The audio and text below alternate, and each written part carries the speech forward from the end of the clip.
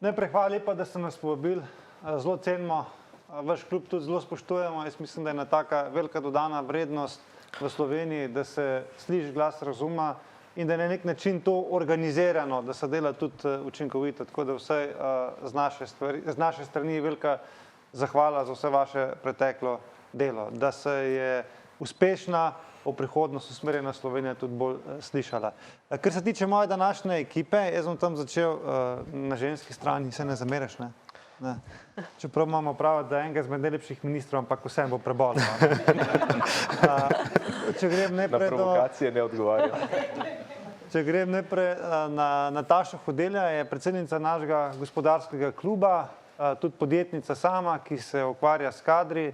Imamo pa gospodarski klub znotraj stranke organiziran prav zato, da se naši člani, ki so člani stranke, pa so tudi uspešni podjetniki, lahko organizirajo, družijo, izmenjujejo izkušnje, tudi sklenejo kakšen biznis in na takšen način naš gospodarski klub deluje. V tem je naša dolgoletna poslanka Iva Dimic delovala na različnih področjih, ki se tako ali drugače tudi dotikajo vašega kluba, od zdravstva, šolstva in sociala. Skratka, to so vsa področja, ki bi morala in ki tudi zanimajo vaš biznis klub. Potem imamo pa best ever ministra za digitalizacijo, boljšega Slovenija še ni imela, od katerega se seveda veliko pričakuje. Nova Slovenija, jaz večkrat rečem, da je to najbolj pro-biznis stranka. Stranka z najboljšim gospodarskim programom. Te titule se nismo nadali sami, ampak to titulo so nam dali recimo častnih Finance in ostali, ki se s temi stvarmi ukvarjajo, ki so pač podrobno pregledali, ker niso samo gledali, kako lepi in prijazni so kandidati, ampak tudi kakšno vsebino ponuja sama politična stranka. Nam se to zdi ključno, da če bo uspešna Slovenija, če bo Slovenija gospodarsko uspešna, potem bo veliko vplačil tudi v državne proračune, različne pokojninske in socialne blagajne, skratka, bo dovolj denarja za to, da bomo lahko vsi dostojno živeli. In to je naš čist tak osnoven princip, ki se ga držimo, da če smo uspešni, če se veselimo uspeha drugega, potem smo kot družba seveda tudi uspešni. Naslednji princip, ki ga imamo, je, da ljudje ali pa vi podjetniki zagotovo bolje veste, kaj z denarjem, kot pa država. In smo zato na strani tistih, ki zagovarjajo čim nižje davke, da čim več denarja ostane ljudem in gospodarstvu, da ga lahko investirajo ali pa ga zapravljajo in s tem spet polnijo državne proračune, tako da nismo najbolj navdušeni nad, bi rekel, vsesplošnim zbiranjem z davkom, da potem politika ali pa naš prijatelj Luka Mesec odloča, kam in kako bo šel posamezen proračunski denar. Tukaj dejansko zagovarjamo čim večjo svobodo.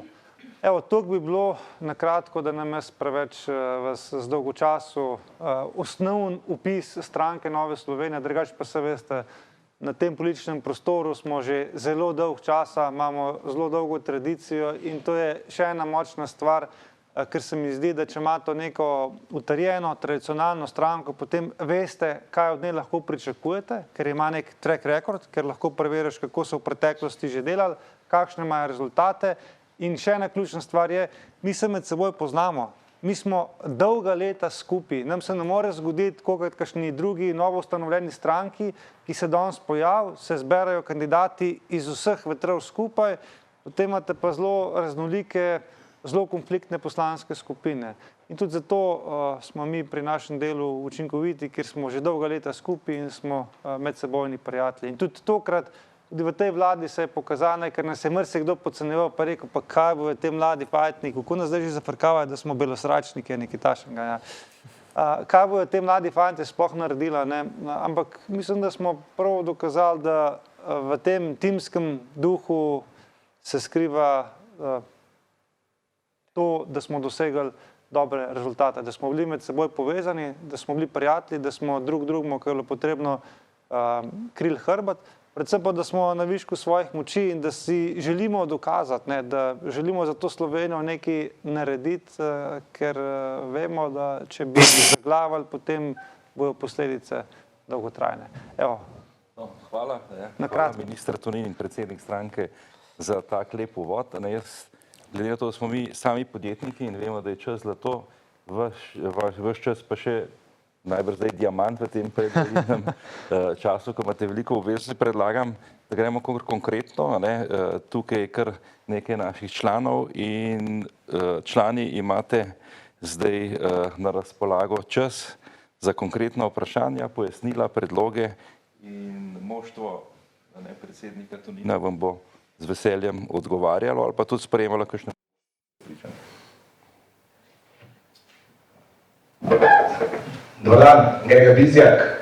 Prihajam iz najstarejšega družinskega transportnega podjetja in sicer že od leta 36. Se pravi, smo že kar neki vlad preizkozili, tako da nekaj smo se že naučili. Zdaj pa, največji izziv, s katerim se zdaj, se pravi, še to moram povedati, v svoji skupini zaposlujemo preko 300 sodelavcev in z tega vidika imamo tudi trenutno največji izziv in to je zaposlovanje in na srečo pade pod vaš segment, ne pod vaš gospod Tonina, ampak pod vašega kolega, gospoda Cigler Kralja. Trenutno zaposlujemo voznike iz držav bivše Juge in da te delavce lahko pridobimo k sebi, moramo imeti določena delovna dovoljenja in tako naprej. In trenutno se nam dogaja, pa ne samo v naši branži, tudi v ostalih branžah naših kolegov, čakamo na delovno dovoljenja po pol leta. To je popolnoma nesprejemljivo.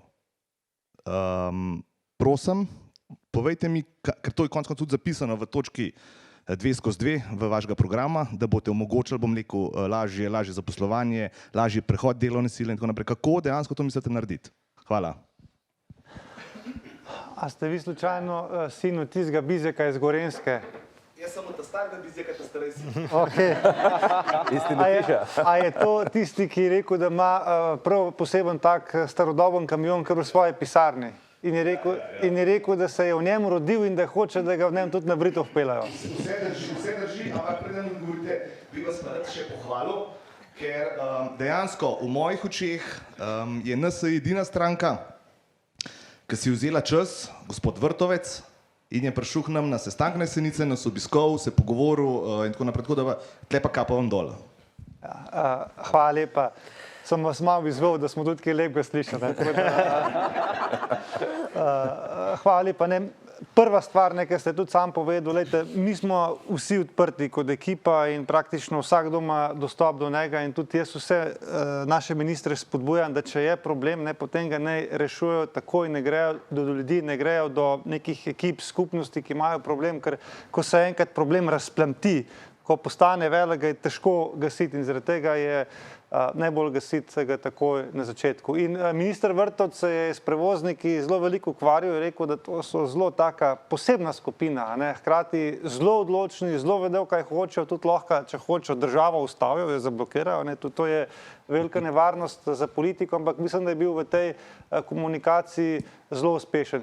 Imate pa prav, vaša kritika je vsekakor na mestu, da smo pa v tej vladi, če kaj, smo pa zagotovo naredili pa premalo za pospešitev teh zaposlovalnih postopkov. Tukaj pa nas čaka še kar nekaj dela in ena izmed stvari, ki jo zagotovo lahko spremeni in pospeši, je digitalizacija, zlasti naše uprave, upravnih enot. In tukaj prosim ministra, če mi malo skoči, pa še malo pomaga dodati, kakšni so načrti, da bi vendarle šli še z večjimi koraki pri digitalizaciji naše upravne enote, ki je ne samo pri vas, pri izdaji delovnih dovoljenj, ampak tudi recimo pri izdaji gradbenih dovoljenj, tudi pri drugih investicijah, velik problem in tukaj je zagotovo veliko stvari, ki nas čakajo. Mi smo zdaj naredili en paket debirokratizacije, kjer je gospod Simič skupaj spravil kar nekaj konkretnih ukrepov, ampak žal nam je v teh 2 letih uspelo spraviti skupaj samo en paket. Jaz mislim, da glede na našo birokracijo jih rabimo še veliko več in to je moja obljuba, zaveza, da je debirokratizacija, ki bo utemeljena na digitalizaciji, zagotovo ena izmed prioritet, ki jih ima stranka in da je vaša kritika upravičena in da moramo narediti več. Mark In Boris. to smo posneli, morate vedeti. Ja, gledajte, pošteno, ne. A lahko samo Mark Boris še doda te stvari, ne, kaj se je pa že vsem kljub temu trasera, načrtuje, da se v te postopki izboljša, Mark?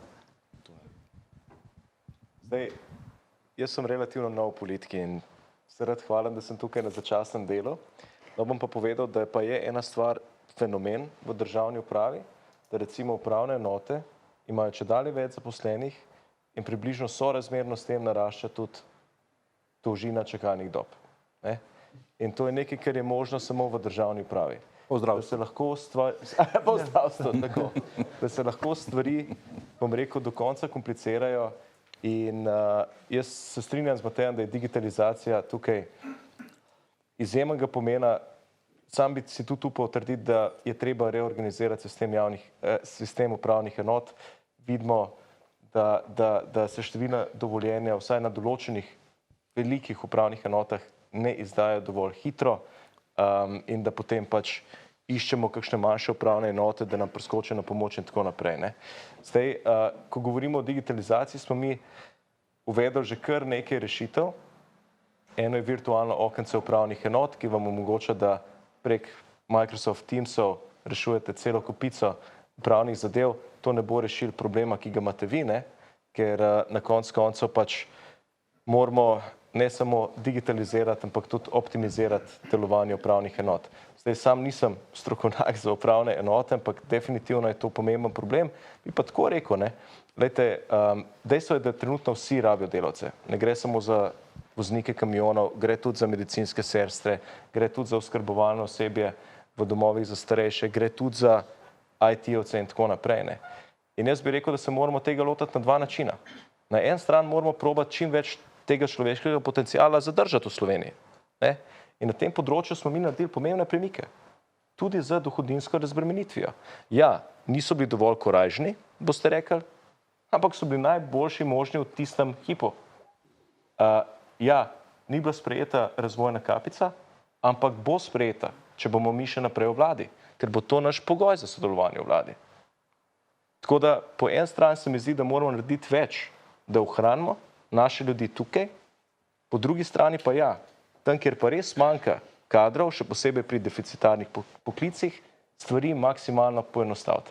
Mi smo tudi uvedli davčno olajšavo za zaposlovanje deficitarnih poklicev in jaz mislim, da moramo tudi v naslednji iteraciji spremeniti sistem plač v javnem sektorju, ki nam bo omogočil, da zaposlujemo res dobre IT-ovce in druge strokovnjake, jih pač za 1100 evrov ne boš dobil v sistem. Ne?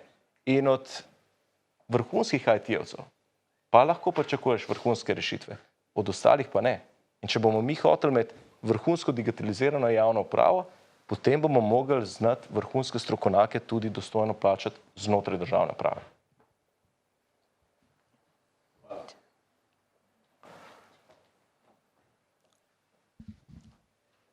Majhen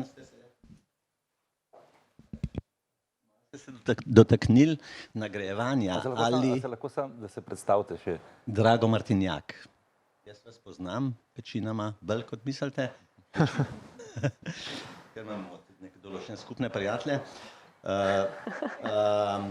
Kot vsi ostali sem tudi politično orientiran, čeprav sem absolutno simpatizer desnih strank, pa mogoče od teh desnih najbolj vas. Nagrajevanje na splošno, vsi iščemo kadre, čim boljše, nagradili bi jih toliko, da bojo dobro in delali, tako kot hočemo.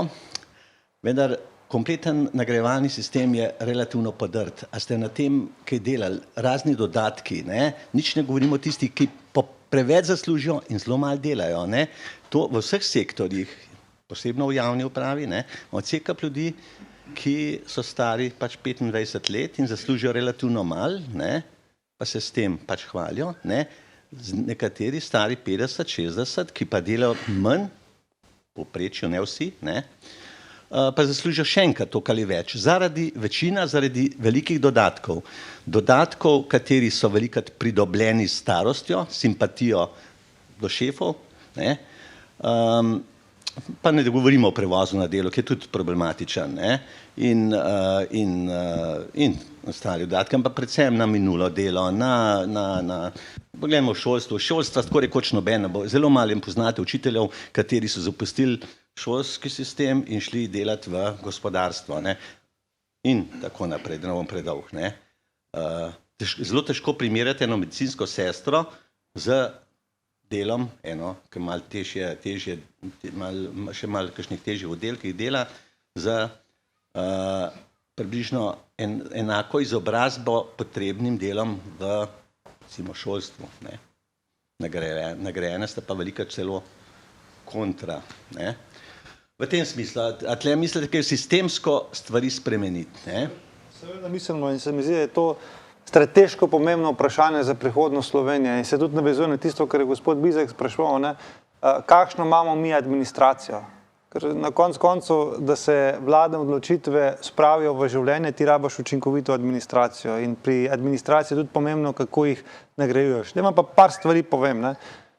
Glejte, mi imamo tako imenovani enotni plačni sistem v javnem sektorju. Ne. Ampak to je mrtva črka na papirju. Od tega enotnega plačnega sistema ni ostalo nič več nič, zaradi tega, ker ni več pomembno, kakšen imaš plačni razred, ampak je pomembno, koliko dodatkov dobivaš. Jaz vam to lahko na svojem lastnem primeru povem. Jaz v ministrstvu, kjer nas je 7000, ne, ministrstvo za obrambo, imam najvišji plačni razred. To je 64. plačilni razred. Samo predsednik vlade ima višjega, pa predsednik države, ki ima 65. Ne. Po tej logiki bi mogel imeti jaz tam najvišjo plačo. Ampak, a veste, na katerem mestu sem? Na 1258. mestu. Ne? Pa imam najvišji plačni razred, zaradi tega, ker me vsi prehitijo zaradi raznih dodatkov. Skratka, enotni plačni sistem je mrtev. Zaradi tega smo se v tem času, bi rekel, poleti 2020 v vladi zelo resno pogovarjali, da bi ta enotni plačni sistem razbil. Tudi na vladi smo sprejeli usmeritve, da ne vsak ministrstvo preveri, ali je interes, da se naredijo svoji plačni sistemi. Jaz sem rekel, ok, lejte, vojaki pa res ne morejo biti znotraj uradniškega plačnega sistema, ker je to noro, ne? In dajmo mi narediti za vojsko, policijo, gasilca, skratka za obrambno-varnostni sistem svoj plačni sistem, za zdravstvo svoj plačni sistem, za šolnike svoj plačni sistem, za državno upravo svoj plačni sistem, bi rekel enih 5-6 različnih vsebinskih plačnih sistemov, kjer se bojo lahko karakteristike upoštevale. Veste, da je bil silovit odpor in to v tistih, ki si najmanj pričakoval. Najprej so šolniki temu nasprotovali, da jih to absolutno ne zanima. Edini, ki smo bili za to zainteresirani, je bila vojska pa zdravstvo. Se pravi, da se to uredijo neki svoji plačni sistemi. Potem je bilo naslednjo navodilo, ki smo ga imeli, ne, pri temu urejanju plačnih sistemov paste na to, da bo ista masa plač. Se pravi, vi si lahko notranje razmerja uredite kakor hočete, ampak samo takšen kupček denarja, ki ga danes dajete za plače, mora ostati isti. Pa še en dodatek je bil. Nagrajevanje je treba spremeniti, kar pomeni, da ti plača lahko zaniha od, bi rekel, minus 50, da imaš samo polovično plačo, 50% plačo, pa do plus 150, ne? Da te lahko nagradimo.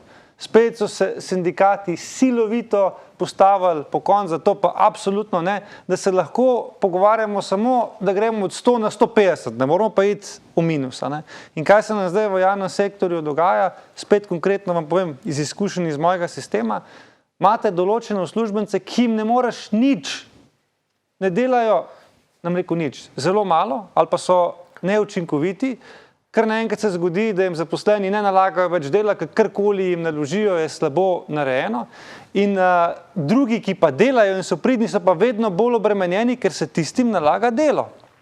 In potem sta te dva javna uslužbenca, tisti, ki dela zelo malo, pa tisti, ki gara, enako plačana.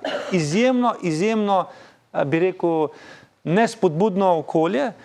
In to stvar smo poskušali naglasiti s tem, da smo v PKP-7 dali določbo noter, da ko delavec izpolni pogoje za penzijo, lahko dela samo soglasjem delodajalca, kar se mi zdi na nek način logično. Če ga vi kot lastniki podjetja ali pa delodajalci potrebujete, vsakdo bo dobrega delavca z veseljem zadržal in ga bo imel naprej, a ne? Če imate pa enega tazga, s katerim pač ne boste nič jezni, če bo šel v penzijo, gre pa tudi lahko v penzijo, ali pa si poišče drugo službo. Ne. Jaz sem imel spet na svojem ministrstvu 108 takih, ki so izpolnjevali pogoje za to, da bi šli v penzijo, pa niso hoteli to penzijo. Pa imajo najvišje plače, njihova učinkovitost je bila relativno majhna, ampak gledajte, če bi jaz lahko dobil 108 novih energičnih mladih, jaz vam povem, da bi se to poznalo v sistemu, da bi se to poznalo v administraciji. Dolg odgovor, da ga skrajšam, skratka, ta vlada je poskušala spremeniti sam enoten plačni sistem v javnem sektorju. Ta stvar bo v naslednjem mandatu nuja, potem, ker se je zgodil v zdravstvu, tukaj sploh ne bomo imeli več manevrskega prostora, to bo nujna stvar. Druga stvar, s katero se bomo mogli soočati, je ta, da bomo uredili nagrajevanje v plus in v minus. Tukaj bo pač potreben en poskus, kljub temu, da bodo sindikati temu nasprotovali. In tretja stvar je ta, da vendarle za neko delovno razmerje mora biti soglase na obeh dveh straneh. Potem čim večje ukinjanje pridobljenih pravic. Vi imate neko, drugač je tudi sistem težko učinkovit. Potem pomembno bi bilo, da začnete nad 50 letom zmanjševati obremenitve delavcem. Davčne obremenitve, zaradi tega, ker niso zanimive za zaposlovanje. Mimo nekako meja 40-45 let je zanimiv človek za zaposliti, najboljši pa tisti 25 do 30, ampak 50 je pa še zelo star. Čeprav bodo delali do 65, do 70, samo ljudem se učinkovito zmanjšuje, večini, razen izjemam, a tek imajo po duši delovni in imajo energije veliko, vendar morali bi zmanjševati davčno obremenitev tudi na račun česa drugega, in druge obremenitve za starostjo, zaradi tega, da so bolj zanimivi, sploh za delodajalca, da so bolj zanimivi za delodajalca, ker zdaj pa nonsens, več ima bolniških, več ima dopusta in tako več je minulega dela, več je vsega. Kdo bo zasloval enega starejšega človeka, ki ni sam kriv, če je bolan, in tako naprej. Jaz bi dal pa z drugega vidika vprašanje ali pa predlog, ker imam tudi bogate izkušnje iz javnega sektorja, in vsi se vedno v javnem sektorju, če govorimo državna uprava, vojska, policija ali pa zdravstvo, če hoče, se pa vedno pogovarjamo o plačah v celem sektorju. Mi pa vsi vemo, da in tudi številke to kažejo, da kolikor denarja vliješ v zdravstvo, se produktivnost pada. To se pravi, plače rastejo ves čas, produktivnost sistema stalno pada. To se pravi, nihče še ni naslovil problema, ki je ključen za to, da potem povečanim sredstvom raste produktivnost, in to je vodenje. In vodenje in plače vodstvenih funkcij v javnem sektorju so problem, ker so mizerne. Naprimer, če mi primerjamo samo plačo kandidata Goloba pri GEN-I-ju, ali pa plačo generalnega direktorja kliničnega centra, ki ima prometa, mislim, da upravlja še 600 milijoni javnih finančnih sredstev, je to zgornji domet 3000 evrov neto, pa jasno 2000, koliko vas na ministrstvu, 2000 uslužbencev je pred njimi, ki z dodatki to nabijajo. To se pravi, če v nekem trenutku ali obdobju, ali pa upam, da bo to vaša vlada, ne boste uredili tudi plačevanja vodstvenih funkcij, ki so edini, ki bodo lahko spravili organizacijo in produktivnost z javnimi sredstvi v nek red, potem jasno, tako kot je rekel vaš kolega minister glede IT-jevce, potem jasno v javne službe, pa ne govorim samo zdravstvo, tudi drugje, televizija, če hočete, narodna gledališča, šolstvo, ne boste dobili kompetentnih menedžerjev. Mi kot podjetniki vemo, da če potrebuješ za neko rast podjetja, za dvig produktivnosti, za dvig kakovosti, potem moraš iskati na tržišču delovne sile sposobne menedžerje, ki ti v Sloveniji sposoben menedžer z izkušnjami in ustrezno izobrazbo, ga ne boš dobil za 3000 evrov neto. In kaj se dogaja? To je moja spet osebna ocena, da se na vsa ta vodstvena mesta vseh javnih zavodov skoncentrirajo pač, nam rekel, zdaj nesposobni, ampak manj sposobni strokovnjaki, ki si itak nikjer drugje ne morejo konkurirati za službo za plačo 10.000 evrov neto. Ne. To se pravi, dokler ne bo neka vlada ali pa neka politika spremenila tudi sistema plač vodstvenih v celem javnem sektorju, pa govorim tudi o ministerskih plačah, če hočete, se v isto pašete, pa ne rečem, da si ne morate druge službe najti, ampak tako. Toliko časa bomo vlivali sredstva v javni sektor, davkoplačevalci pa produktivnosti za to ne bomo dobili. In sej, jaz vem, za zdravstvo se je že skoraj z baterijo in povečevalnim steklom iščejo kandidate za direktore javnih zavodov, ne samo največjega, tudi vseh ostalih, ker je prvič okolje izrazito rigidno, to se pravi, en direktor javnega zavoda ima praktično vso regulativo že napisano in sploh nima nekih menedžerskih orodij. Če pa potem gleda, kakšno plačo bo dobil za direktorja tazga, potem pa ne. Tako da jaz sprašujem, kako se boste lotili te diferenciacije, da boste nam kot davkoplačevancem zagotavljali, da boste na vodstvena funkcija, na vodstvena mesta v javnem sektorju lahko pridobivali najsposobnejše menedžerje. Če hočemo, da bomo dobili najbolj sposobne, jih moramo tudi ustrezno plačati. In vi imate prav, s tem se dnevno ukvarjamo v javnem sektorju, da sploh ljudje nočejo več vodilnih mest prevzemati. Ker ni bistvene razlike v plači, je pa bistvena razlika v odgovornosti. In še ena stvar, kako sprejemajo odgovornost, mislim, da je bila najbolj plastična. Recimo naša vlada se je res v duhu svobode odločila, ko smo delali te, se spomnite, te covidne dodatke, da je možno dodeliti covidni dodatek od nič pa do 100%. In smo rekli, gledajte, vlada to ne bo določala, predstojniki ne določajo, glede na to, kako oni te stvari ocenjujejo, da bi res bilo čim bolj od spodaj navzgor. Veste, kaj se je zgodilo, Šefi v javnem sektorju niso sposobni prevzemati odgovornost. In se je zgodilo to, da so pritiskali na vse mogoče načine, da ne bo regulativa, da ne ministrstvo za javno upravo točno določi, kaj, koliko kdo dobi. Jaz sem rekel, če to mi podelamo, pa mi teh šefov ne rabimo.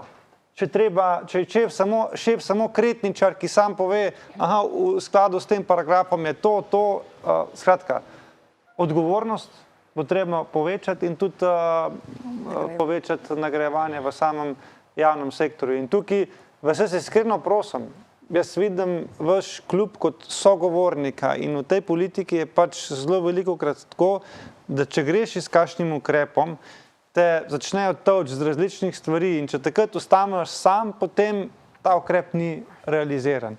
In tukaj jaz vidim recimo zlasti gospodarska združenja in tukaj sem vam hvaležen, moram reči, pri zakonu o dohodnini, kapa dol, jaz mislim, da smo ga obranili, da se na koncu Levica ustrašila in umaknila referendum tudi zaradi vaših prizadevanj, ker ste gospodarska združenja enotno ne glede na vlado, lahko pa kjerkoli druga vlada, ampak ker ste ne glede na vlado zakon o dohodnini podprli, ga danes imamo.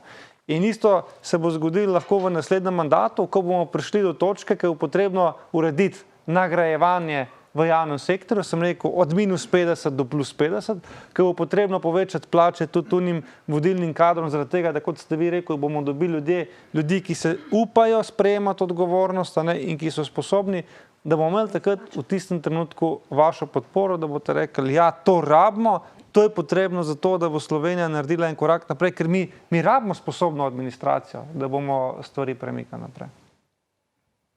Jaz bi mogoče samo še eno stvar dodal. Zdaj, dejstvo je, da v javnem sektorju, tudi ko gre za vodilne kadre, plače nikoli ne bodo primerljive gospodarstvu. Moramo te škarice zapirati, najbrž jih pa nikoli ne bomo mogli zapreti. Ker vse ljudi na vodilnih položajih v javnem sektorju, pa ne gre za ministre ali pa direktorje pomembnih zavodov, žene tudi kaj drugega.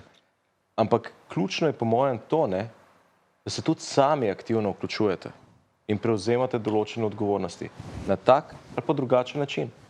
In jaz bi tukaj pohvalil dr. Jureta Kneza, s katerim fantastično sodelujem v okviru Strateškega sveta za digitalizacijo, ki je sproduciral do zdaj že 40 ukrepov na področju digitalizacije zdravstva, šolstva, gospodarstva, javne uprave in tako naprej. In od teh 40 ukrepov nam bo v manj kot enem letu uspel uresničiti 21. Tako da Jure in ostali sodelujejo pri pripravi teh ukrepov in pri njihovi implementaciji, kar je zelo pomembno. Jaz sem pa dokaz, da je ta stranka odprta za outsiderje, za strokovnjake, za ljudi iz tujine, za sposobne posameznike, kot ste vi. In jaz sem prišel v to vlado na Matejevo povabilo, bom rekel, po dolgem razmisleku, ker sem takrat živel v Angliji s svojo zdajšnjo ženo, in je sprejetje tega povabila pomenilo, da bova midva 1 leto živela narazen. Ne? Kar odsvetujem, še posebej mladoporočencem. In na koncu sem to ponudbo vzel, pa ne zaradi 2700 ali 800 tisoč evrov plače, kot jih imam, ampak zato, ker imam šanso nekaj res dobrega narediti za to državo. In Matej ne samo, da me je povabil zraven, dal mi je še vso politično podporo, ker mi smo že imeli v naših vladah strokovnjake, ki so imeli pa nulto politično težo in so lahko mečkem popametvali, potem pa vrgli puško v koruzo ali pa sklonjene glave odšli. Tako da mislim, da je zelo pomembno, da je pred vami ena stranka, ki je odprta za strokovnjake, kot ste vi, za uspešne podjetnike in tako naprej. In da, če boste pokazali malo iniciative, mečkan želje, vam bomo z največjim veseljem dali priložnost, da soustvarjate boljšo Slovenijo na najvišjih možnih položajih. Se kdo javil za ministra? Pozdravljeni. Moje ime je Senad, prihajam z podjetja Slometal iz Nove Gorice. Prvi bi pohvalil gospoda Tonina, ste lep govor, lepo predstavo, vse lepo, top. Pero imate eno črno piko. Jaz sem tako povem resnico. Zakaj so vam bi bile potrebne tiste stvari z masko? Tista afera vam ni bila potrebna vam. Z maskami. Ja, ma huda, ki je šla iz denarja davkoplačevalcev, ki smo plačali to tudi mi. In to vam ni bilo potrebno vam kot politiku, da se vi daste v to. Te maske, da prihajajo. Ste zgubili kamion. Super, to bom razložil. Ne. Mislim, to je ena stvar, ki sem se hotel, pač vam ni potrebno takih stvari, ker ste in politik mlad, imate lep govor, dar govora, hočete narediti nekaj dobrega, pustite drugim naj to delajo. Mi je škoda, da so take stvari, to pomeni tako, da bi se mi vsi biznismeni kle dali, ne vem, višjega delavca, da nekaj dela, pa bi šel ti to delati. Ma ne.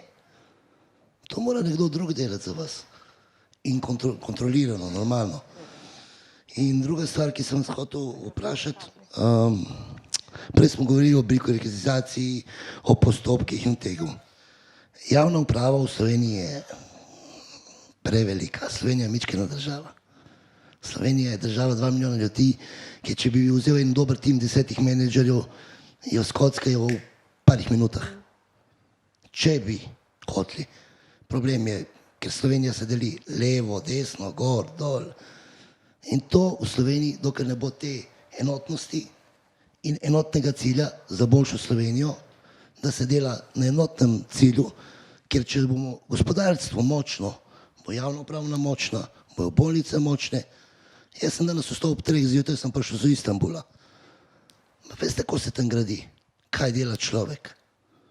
To je tisto. Pa mi lahko rečemo, Erdogan je ukradel, je naredil sebi palačo 1,5 milijarde. Ma on jo ne bo nesel s sabo. On avtocesto je naredil, jo bo pustil tam. V Sloveniji imamo pa eno avtocesto, se delala, ne vem, Vipava, Podanos, koliko se je pokradlo denarja. Vsaka stvar, ki se prime v Sloveniji, se pokrade denar. Zakaj? Politiki, vi morate biti čisti. Prvi zakon, ki bi jaz prijel, če bi bil politik, prvi, da se vse moje bogatstvo pokaže, koliko imam. In vsi moji člani, družinski. In potem vstopim v politiko. In če me dobiste z roko v medu, zapor. Konc. Ni debate. To je to. Hvala lepa za tole vprašanje, tudi hvala za pohvale, pa predvsem hvala vam za vaše delo. Ampak nekaj stvari ste jih povedal, ki je treba na njih jasno odgovoriti. Ne? Prvič, jaz mislim, da je Nova Slovenija del ali pa zagotovilo za normalnost. Če pogledate vi naše poslance, če pogledate vi naše ministre, mi komuniciramo spoštljivo, mi se ne prepiramo, mi ne žalimo. Zaradi tega, ker se zavedamo, da imamo takšen proporcionalni volilni sistem, da nihče ne bo mogel sam vlada sestaviti, ampak da bo vedno potrebna neka koalicija. In da je naša dolžnost, ko delamo za skupno dobro, da iščemo predvsem skupne imenovalce, ne pa tiste stvari, ki nas delijo. In tukaj je bila Nova Slovenija vedno odprta in vedno bo. Janez Janša je na moj račun marsikatero krepko rekel, Aleš Hojs tudi, pa smo danes skupaj v vladi. Tudi na levi strani je marsikdo kakšno težko o meni rekel, ampak v politiki ni prostora za zamere. Zaradi tega, ker mi moramo sodelovati zaradi tega, da bomo stvari premikali naprej. Ker če sodelujemo, potem smo močnejši, lahko zabijamo gole in lahko dosegamo rezultate. To je poanta Nove Slovenije. Druga stvar, jaz sem prepričan, da je naša ministrska ekipa dosegla dobre rezultate. To, kar ste vi govorili, lejte, jaz sem ponosen na to, najbolj sem ponosen na to, da nam je uspel stvari, za katere so drugi rekli, da je nemogoče. So rekli, da ni mogoče graditi, ne vem, tretjo razvojno os, da je preveč nekih interesov in tako naprej. Lejte, minister Vrtovec je to pokrenil naprej. Pa se je dolg časa traja na karavanški tunel, Avstrijci so že delali, mi še ne, pa sta Vrtovec pa Hajdinjak pospešila stvari naprej, pa se delajo. Pa so rekli, da ne bojo nikoli prevozniki pristali na to, da bi bilo prepovedano prehitevanje na avtocestah, pa se je to tudi zgodilo, tudi v soglasju z njimi, pa se je pretočnost avtocest povečala. Minister Cigler, kralj, so njegovi predhodniki 70 milijonov evrov zapravili za študije, pa niti enega doma za starejše zgradili, on ima danes 125 gradbišč po Sloveniji odprte. Meni so rekli, da si nor, da vzameš ministrstvo za obrambo kot predsednik stranke, ker je v Sloveniji takšna klima, da je nemogoče modernizirati slovensko vojsko, pa lejte, danes dokazujemo, da je možno modernizirati, da se modernizira, da so oblečeni obuti vojaki in da dobivajo novo tehniko in da so se tudi številke spremenile. Tretja stvar, ki ste rekel, če za enega veste od Nove Slovenije, da krade, povejte me, pridite k meni, jaz ga bom lastnoročno vrgel iz stranke in ga šel prijaviti organom pregona. To pa je ničelna toleranca do tega. Tukaj se vse konča, pa vse začne. In zdaj še glede teh slavnih mask, to mi morate dovoliti, ker to so me tolkali po dolgem in počez. Danes je lahko biti heroj. Jaz se pa spomnim tistih trenutkov, 14. marca, nikoli ne pozabil, ko sem prišel na ministrstvo za obrambo in prevzel dolžnosti, ko je bilo eno izmed prvih poročil takratnega, pa še zdajšnjega poveljnika civilne zaščite, da so skladišča prazna. Vi ste bil zraven, evo, on je priča tega, ki je v Levstikovi dvorani, v Cankarjevem domu smo sedeli, mislim, da enkrat na teden, 70 predstavniki zdravstvenih organizacij, pa domov in tako naprej. Vi veste, kakšna je bila tam taka turobna klima. Tam so določene gospe dobesedno rotile in jokale, da ne vedo, ali naj jutri pošljajo svoje ljudi namerno, da se okužijo, ali naj dobijo avtoličarsko zaščitno opremo, ali kaj. Bilo je res težko. In vsakdo je po svojih močeh pomagal.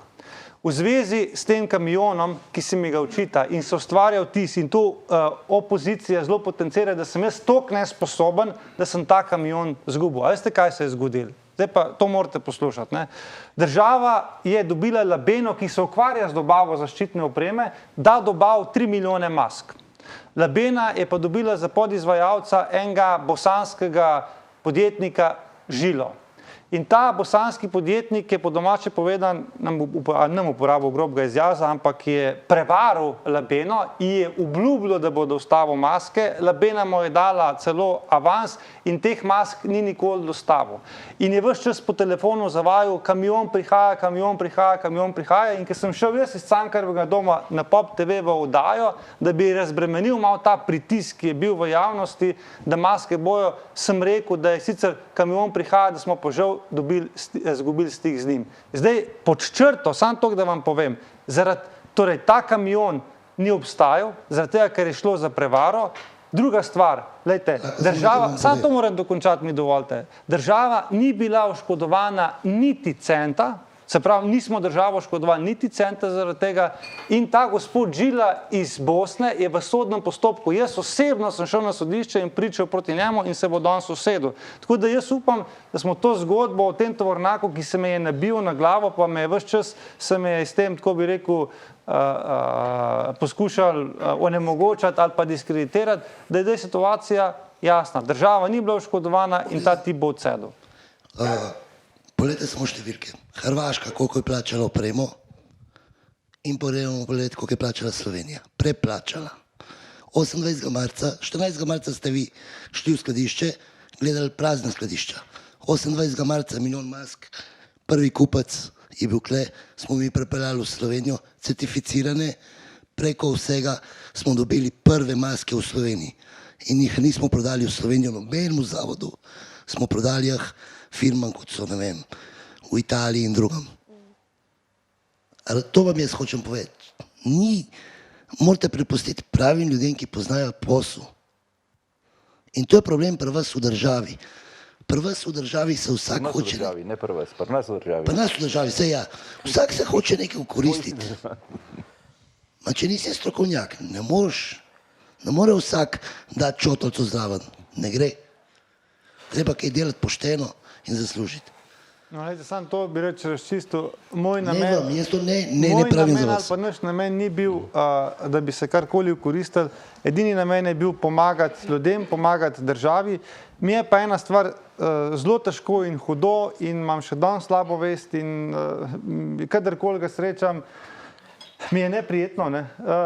Gospoda Joca Pečečnika, ki je predsednik vašega kluba, ne? Jaz osebno sem ga prosil, da bi nam pomagal in nam je pomagal. Kapo dol, bi mogel danes dobiti odlikovanje za to, ker je pomagal državi v tistih najhujših trenutkih, takrat, ko smo najbolj krvavo potrebovali to opremo. Za veliko noč 12. aprila je njegova oprema prišla. Ne? Da se danes potem, ker so vsi pametni in vse inštitucije delajo, kako je treba, kaj je gor dol, da danes še vedno ta poravnava med njimi in državo ni sklenjena. To pa me boli in bi rekel, se čutim soodgovornega. Zdaj, glede na to, da vi imate predvidoma čas do 18. ure, ne, tako so mi rekli.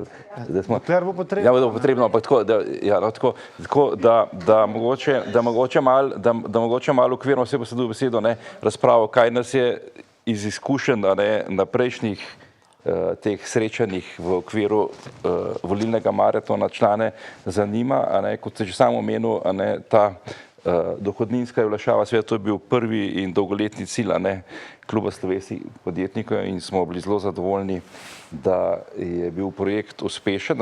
Članstvo zanima vaš odnos do razvojne kapice, glede davčne politike in vsega ostalega.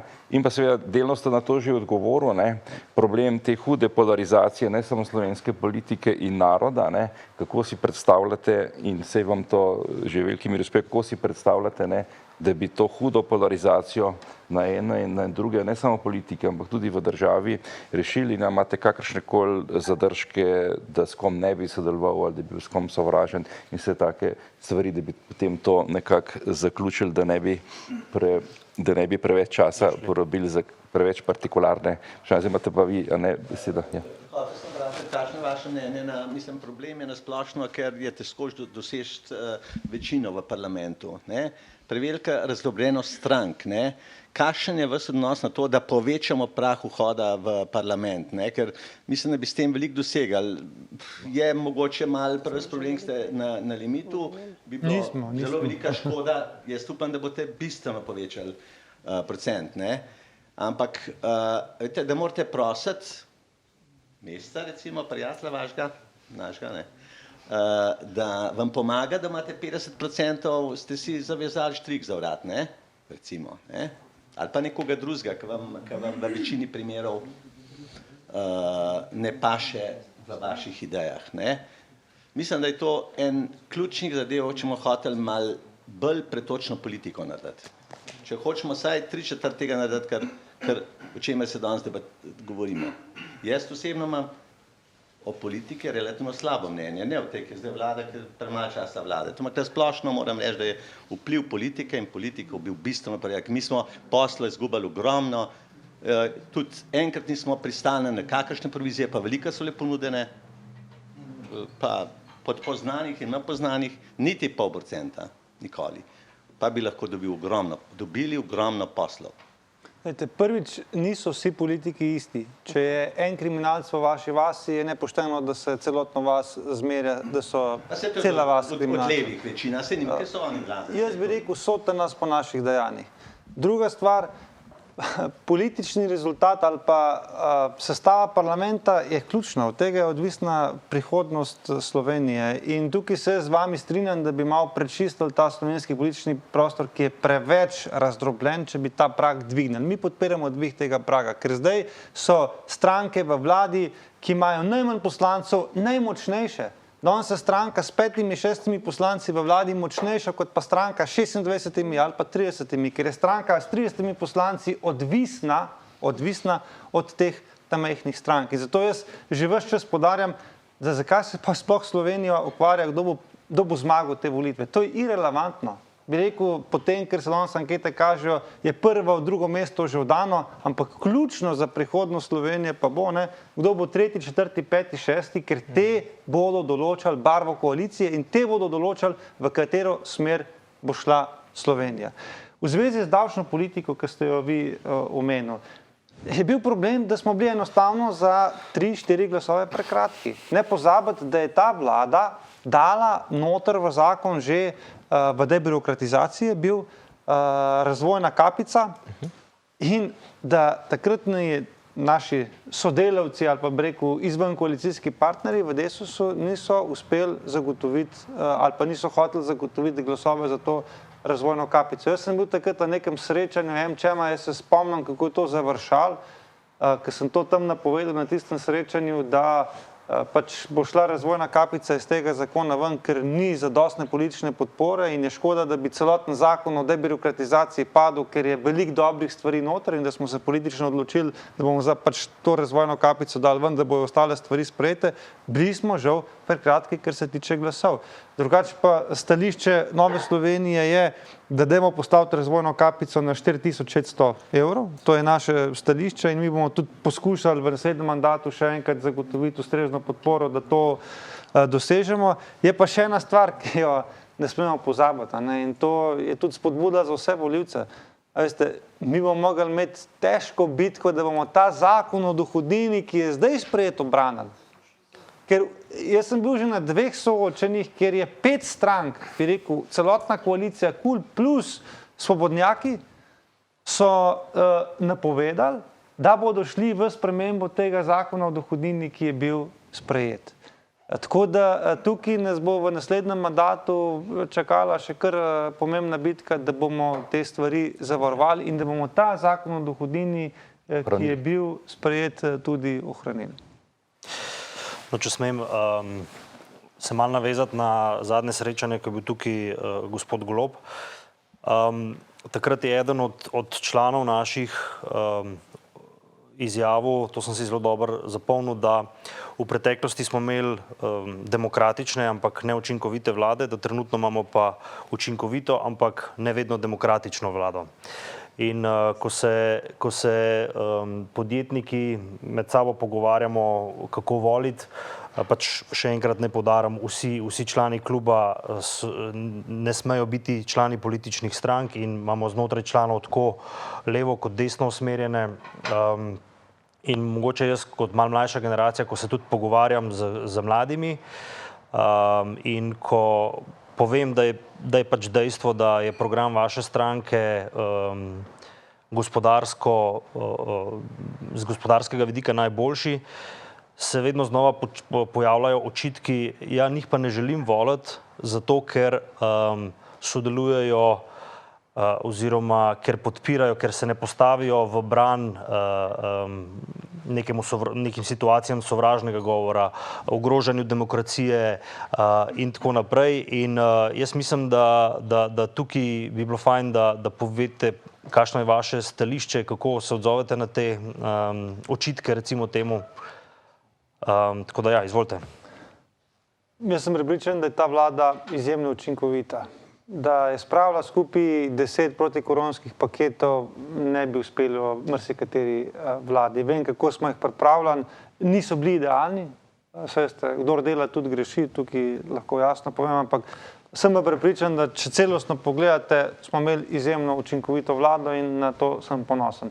Ne morem pa pristajati na kritike, da je bila to neka fašistična, nedemokratična vlada. Pa čakajte, dajmo logično stvari pogledati. Mi smo bili manjšinska vlada. Mi niti nismo imeli v parlamentu večine. Jaz se spomnim une vlade, v kateri sem prvič sodeloval kot takrat vodja poslanske skupine v parlamentu, druga Janševa vlada, 2012. Takrat smo imeli udobno večino, smo bili v parlamentu glasovalni stroj, ker smo se zmenili, smo v parlamentu spalali in tako je bilo. Lejte, danes ali pa v tej vladi smo se mogli za vsak zakon od člena do člena, poslanka Iva Dimic vam to lahko pove, vsak zakon od člena do člena pogajati, da smo ga lahko sprejeli. In če to reče nekdo, da je bilo to nedemokratično, jaz mislim, da je bilo zelo inkluzivno in jaz mislim, da je bilo celo na nek način v tej krizi sreča, da smo bili manjšinska vlada, ker smo bili prisiljeni, da smo se pogovarjali tudi z opozicijo in iskali potencialne podpornike in rešitve. Tako da jaz na te stvari ne pristajam, da je to neka nedemokratična vlada. Če pa potem pogledate pa še medijski svet, povejte mi, no, v katerem, pogledajte, danes Putinovo Rusijo, če tam, ki je zelo kritičnega v njemu, pišejo in poročajo. Jaz kadarkoli prižgem televizijo, bi rekel, da večji del poslušam negativne in take stvari. In zadnji del vašega vprašanja, ne, da jih moti to naše sodelovanje z SDS-om pa z Janezom Janšo. Ja, povejte, s kom pa ne sodelujemo? Če bi imeli mi sami 46 glasov, da bi mi sami sestavili vlado, potem jih mi ne bi potrebovali. Ampak še enkrat se vračamo na začetek. Mi nismo stranka SDS. Jaz ne prevzemam odgovornosti za vse stvari, ki jih oni počnejo. Ravno zaradi tega, ker smo drugačni, imamo dve različni stranki. Ampak nisem pa jaz tak tip koalicijskega partnerja, tako kot so bili nekateri drugi na levi strani, da bom jaz po vsaki seji vlade šel na pločnik pred vlado in razlagal, s čem vse se ne strinjam in kaj vse narobe. Takšen pa nisem. Ker če smo mi tim, če mi hočemo zabijati gole, potem moramo na igrišču sodelovati. Se pa v garderobi zmenimo, pogovorimo tudi, kaj skregamo. Minister lahko pove, da smo imeli za marsikatero stvar težke bitke znotraj vlade, da smo SDS ali kaj prepričali ali kaj preprečili, ampak tega nismo razlagali javno. Zdaj, lahko da nas bo to volilno telo kaznovalo, ampak jaz vidim, da je to edini način za učinkovito delo, ker jaz si ne znam predstavljati, da bi neka razdeljena, prepirljiva ekipa lahko dobro delala. Če sem smem dodati, Matej je prej rekel, da glasovalni stroj, da smo bili, nismo bili. To, če smo res imeli 2011, 2012, 4 poslance, močno smo delali, ker je bil ravno tako, oziroma mogoče še celo bolj energičen, kot je zdaj in smo vedno prihajali s pobudami, s tistimi pobudami, ki so dobre za gospodarstvo. Saj veste, naš gospodarski program nastaja že zdaj praktično desetletje. In s tem, kar potrebujejo praktično ljudje. Zato, ker vsi živimo med ljudmi in smo ne nazadnje na realnih tleh, to, kar ste prej omenjali. Smo na realnih tleh in mislim, da je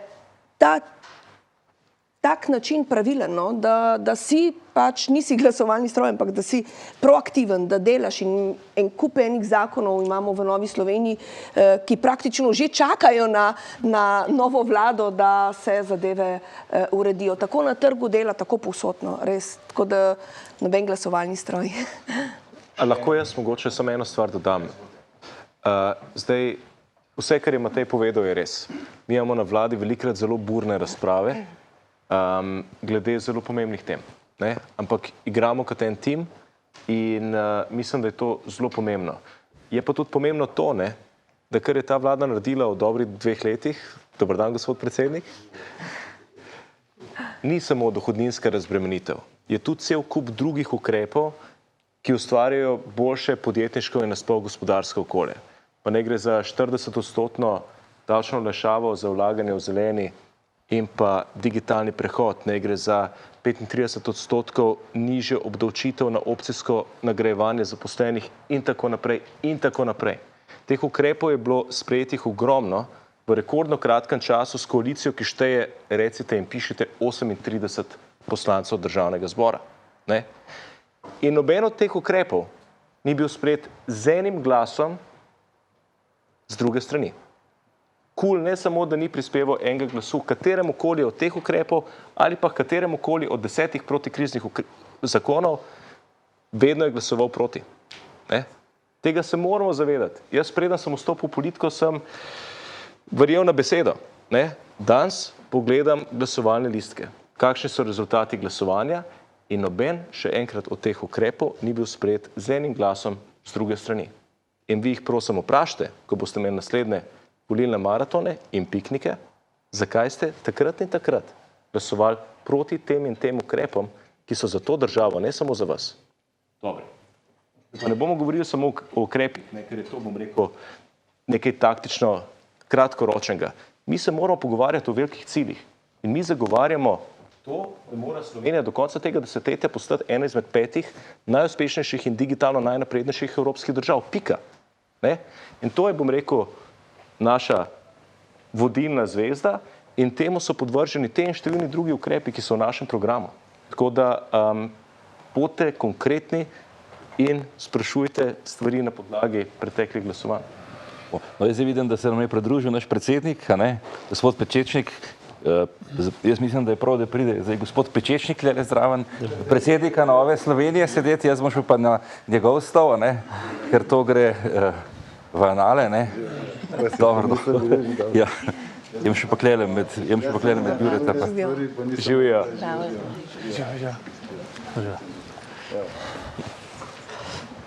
Zdaj pa sam mikrofon raba še, ne? Ja, vi pa nimate mikrofona. Mi smo ozvočeni.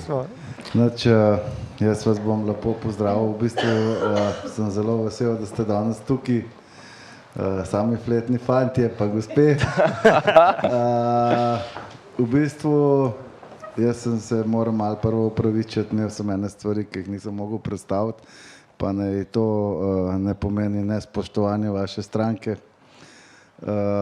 Jaz sem v bistvu vaš program pregledal. Moram reči, da sem zelo zadovoljen, ker sem tam bral, itak ste že v prejšnjih volitvah imeli najboljši program, definitivno, tako da upam, da boste imeli debel dvodigit rezultat in da boste nadaljevali, ker nisem čist prepričan, zakaj se ljudje, sploh pa mladi, ne odločajo bolj agresivno za vašo stranko, tako da res vam želim, da vam tokrat rata en konkretnejši prebor. Jaz ga nekako čutim, pa ga vidim čistko, moram vaju zelo pohvaliti tudi na posameznih oddajah, ki gledam, se mi zdite, da ste kar suvereni, no, pa kar tako naprej. Toliko bi jaz dodal, zdaj kakšnih konkretnih vprašanj še nimam, ker ne vem, kaj ste že dodali. Jure, ti? Ali pa? Mogoče lahko še jaz dam en kratek komentar na to, kar si povedal, kot bivši predsednik, ampak v teh res čudnih časih se mi zdi, da je bilo sodelovanje med gospodarstvom pa med NSI-jem res tisto, ki je bilo najboljše, najbolj zgledno, zmeraj ste bili zelo odprti za predloge, za ideje, tako da ne bi nič hotel sugerirati, ampak samo izraziti željo, da se to tudi nadaljuje, pa z naše strani tudi povedati, da si želimo še naprej dajati konstruktivne predloge, ki so dejansko v prid celi Sloveniji. Tako da hvala lepa za pretekla leta. Hvala tudi vam. Se je že minister Mark Boris pohvalil, da ste bil izjemen tudi pri teh vaših prispevkih v različnih svetih, da ste pomagali. Jaz to večkrat rečem, da treba je narediti, da se vas bo slišali in ker ste bili aktivni, so bili tudi rezultati in sam spodbuda za naprej, da tako ostanete tudi v prihodnosti. No, jaz bi še to dodal. Zdaj, ker se nas tiče, mi v bistvu tukaj gostimo praktično trenutno 300 najboljših podjetij v Sloveniji. Sem prihajajo lastniki, ne zaposleni njihovi, ampak lastniki, tako da imamo dejansko direkt potrebe iz terena, bi rekel človek. Je pa tako, da vse stranke, ki jih tukaj povabimo, pa potencialne parlamentarne stranke povabljamo zato, da bi z njimi ohranili stik tudi ne glede na to, kdo bo izvoljen, bomo in s tistimi, ki bodo prišli v parlament, seveda vi boste, in s tistimi, ki ne bojo stike ohranili. Naš cilj pa je, in to povem vsem in bom tudi vam povedal, naš cilj je, da bomo s politiko ratali veliko bolj konkretnejši. Mi smo praktično tukaj vsi tako imenovani podjetniki prve generacije, ki smo tam med 89 in pa 92 podjetje odprli in zadnjih 30 let smo naredili eno veliko napako. Toliko smo bili vsi skoncentrirani na svoje projekte, uspehe, da smo premalo časa posvetili in sodelovali v nekem soustvarjanju okolja za podjetništvo. Kar pa ne pomeni, da ne bomo zdaj naredili, zdaj tukaj na naših mizah vidite Slovenija 2025, mi smo namenoma preskočili te volitve, vendar gremo s 1. majem v vseslovensko akcijo, ko bomo praktično delali neko virtualno, paralelno državo, pa ne na novo, ampak probali bomo vse podsisteme evaluirati, jih oceniti, probati dobiti pravo bilanco za to državo in bomo tudi objavili plače, kakšne bi morali biti ministrov, javnih uslužbencev. Skratka, gremo v en velik projekt, ne zato, da bi komukoli politično konkurirali, ampak zato, da bomo z vsemi, ki odločajo o naši prihodnosti, dejansko lahko konkretno se pogovarjali, ne pa kar nekaj napavati, pa po barskem sistemu sem tudi zdaj v soočenih vidim en kup podatkov, ki sploh ne držijo. Skratka, mi bomo prišli z neko bilanco za to državo. Jaz sem entuzijast in še vedno trdim, da se do 30% denarja v tej državi zmeče za nepotrebne stvari in rad bi enkrat dobil v bistvu cel državni podsistem, njihove bilance, pogledal, kako dejansko ta denar, kje se porabi, kje je višek. Bi pa samo, da ne bom zdaj jaz govoril, ker smo vas povabili skozi, bi pa rad v bistvu pa samo apeliral tako dolgoročno, da je ena od stvari, ki bi lahko izboljšale naše okolje pa našo državo, je tudi to, da bi se mogoče vi politiki začeli enkrat pogovarjati, kako bomo pa več prihodkov naredili državi. Niso samo davki, pa zmanjšati, pa znižati, seveda, ampak osnovo je to, če mi naredimo 5 milijard več, bomo rekli, po podjetniško prometa, bo vse lažje. In se pravi, ustvarjanje pogojev, da bo ta družbeni proizvod boljši, generalno gledam, je po moje tudi ena od zelo pomembnih izhodišč, ker nisem še nobenega po televiziji slišal, da bi rekel, jaz bom pa to naredil, da bom 5 milijard več denarja pripeljal. In to se mi zdi pomembno vprašanje. To hvala. Pa hvala, ker ste prišli vsi, pa da ste se vzeli čas tudi za naše člane in za podjetniški klub. Hvala. Še enkrat hvala lepa za vabilo. No, mi imamo vedno imamo zdaj za tako zaključno vprašanje, za naše goste. Ali se čutite sposobni, da postanete predsednik vlade in kateri resorji v vladi so za vas najbolj zanimivi in za katere resorje imate najboljše kadrovske strokovne rešitve? Super vprašanje. Zdaj bo to izpadlo strašansko naduto, ampak kljub vsemu.